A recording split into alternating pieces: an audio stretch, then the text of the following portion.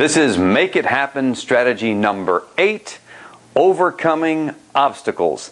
And I'm fairly confident that most of the people that are watching this right now, as well as myself, and maybe even yourself, have a few of those in their lives. What do you think? Maybe so. I think we all have obstacles, Rich.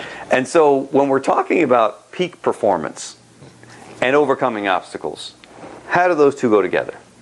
Well, in order to be a peak performer, you're going to be confronted with obstacles. As a matter of fact, regardless of what you're doing in life, you're going to be confronted with obstacles. The difference is knowing how to overcome those obstacles if you're wanting to reach peak performance in your life. I call it obstacle illusions. Obstacle illusions. I'm a little confused. What do you mean by that? Well, what I mean by that is this, Ridgely. Challenges or obstacles always come our way. It's how we look at those things as to how we're going to respond to them. If we look at them as a mountain that's unsurmountable, obviously there's a problem. If I look at it as an illusion, as something that once I get past it is actually going to be smaller than what it actually appears at the time, then I'm able to confront it better. And it's just part of life. Obstacles are going to come our way over and over, and it's how we respond to those obstacles that is going to make the difference in our life. It's what I call E plus R equals O. I didn't make that up. I wish I did. I've stolen that. Okay? But it's events plus responses equal outcome. The events I don't have anything to do with. Right now, we're filming at a place where there have been hurricanes before, on the Gulf Coast. Those events are going to come. Can't do anything about them. How I respond to those events are going to determine my outcome. If I want to stand out and beat my chest and say, "Come on, hurricane," obviously the response or the outcome is going to be much different than if I do something to prepare. So when those obstacles come our way, it's how we respond to them that's going to make all the difference in our life. Now, what do we do when those obstacles are just beating us in the head? In other words, okay, it's great to call it an illusion, but in that moment when the pain is real, it doesn't feel like any kind of illusion at all. No, it doesn't, Ridgely. And I think that's one of the biggest problems I see with people who want to reach peak performance and never have, or that perhaps have been coached by someone who hasn't went from point A to point B in their life. Point A being where they are, point B being where they want to be. And they're coaching them in the wrong way, perhaps. But they're going to beat you at times. One of our strategies is never, never quit. And we talked about that in persistence, tenaciousness. But what I like to do is use the example. There's a movie out called Shawshank Redemption. It's one of my favorite shows. Mine too. And in that movie, there's a man who has been accused of a crime that he didn't commit. He's done everything he can do to get out of that crime and to get justice.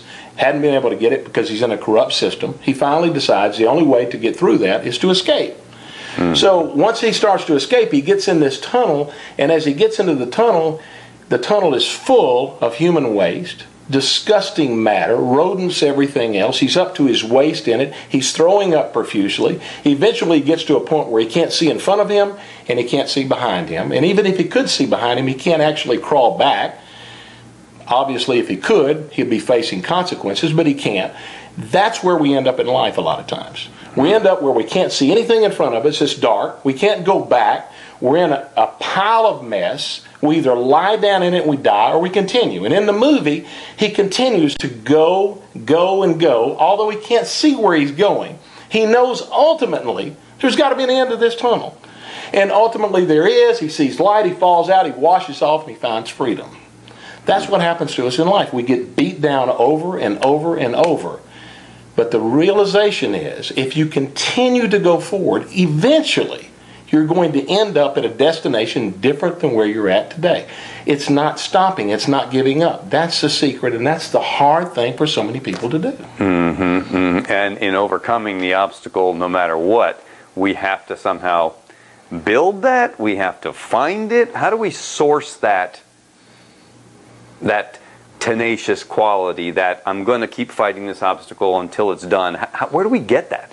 I think that's a very good question, and it's a difficult answer because the answer sounds too simple, and that is we have to just go through that process of acting as if until it becomes natural to us. And it's very difficult to do a lot of times. It's very difficult. When we're getting beat down and everyone's saying continue, continue, and you're looking at them saying, yeah, but you're not going through what I'm going through. Or maybe people are saying, quit, quit, quit. You're a knucklehead for continuing. Exactly. You're crazy. Why are you continuing that path? But if you'll look at people who have achieved any type of significant success in their life, They'll all tell you the story that people told them to quit all along, and they have also hit obstacles at times that literally look like that life was going to end to them. Mm-hmm. Now, if that's the case, and all these people have that same formula, they've all been down that same road. If you drove out west originally to a place I was going on vacation, went the same place, did all the same things, came back and told me, and I'm going the next week, and you said, don't eat at this restaurant, go down this road, do this, do that. If I listened to you, my vacation may be a lot better. You've been down that path before. Mm-hmm. I've been down this path, you've been down this path. What we're telling people is the truth. When you're going down the path, understand there's going to be obstacles, expect challenges to come your way. Mm-hmm. Realize if you continue to persist through those challenges, eventually you'll come through them. Sometimes it seems like it's impossible, but you will come through them. Well, let's talk about this idea that the bigger the dream, the bigger the goal, the bigger the obstacle. Yes, sir. Yes, sir. So how do we kind of get our mindset right in terms of understanding that if we have a really big dream, a really big goal, we really have to overcome the obstacles in a bigger way? We do, Rich, and we have to train ourselves. We've got to realize that risk and that reward are directly proportional. They're in the investment world, the personal development world, whatever we're doing. The more we risk, potentially the bigger the reward on the other end. And if we're going to be shooting for something big, we've got to realize we're going to have big things come our way. But if we expect those, and we listen to those that have been down that path, and we follow those strategies and that principles, it doesn't mean we'll circumvent all of them.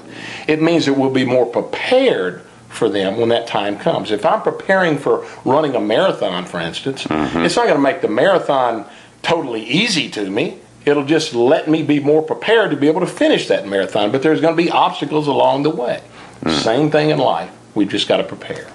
And certainly we know that the victory at the end, particularly something like running a marathon, is amazing. So that the payoff is proportionate also to how willing we are to go through overcoming the obstacle. That is correct.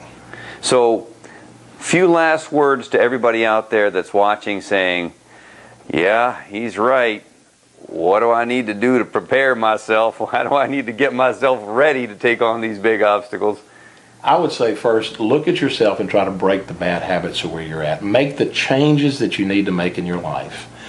In our strategy, we talk about several different analogies. One is the elephant who's tied to the chain, walking around in a circle, and eventually they take the chain off and the elephant just continues to walk around in the circle because it's been trained and conditioned to do that.